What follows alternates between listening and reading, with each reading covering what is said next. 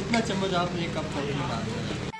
Baby, you'll get sick of being the monster out of my head, under my bed, thinking something out of my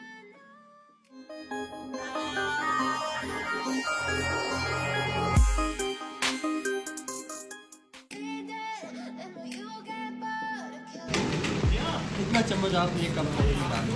जितना दूध डाल रहे हैं ना वो डाल के फिर इतना। एक अच्छा कप दूध हाँ इतनी कॉफी डालनी है। ठीक है हाँ दो बनाते हैं, दो में इतनी डालना है। ठीक है चीनी जितनी आप लेते हैं यूज़ करते हैं इतनी डालना है, एक चम्मच। ठीक है फिर बस और आस्ता हल्की आंच पे इसको पकाना है। जब जाग आए थोड़ी सी कप में डालें, हाँ ठीक है, फिर उसको रखें चूल्हे पे। अच्छा फिर उसको पकाएं, फिर जाग आए फिर डालें, फिर पके तीसरी बार। अच्छा झाग के आने तक। अच्छा थैंक यू सो मच। तीसरी बार पे कह रहा हूँ, मतलब दो बार आए। But you keep me on red, oh.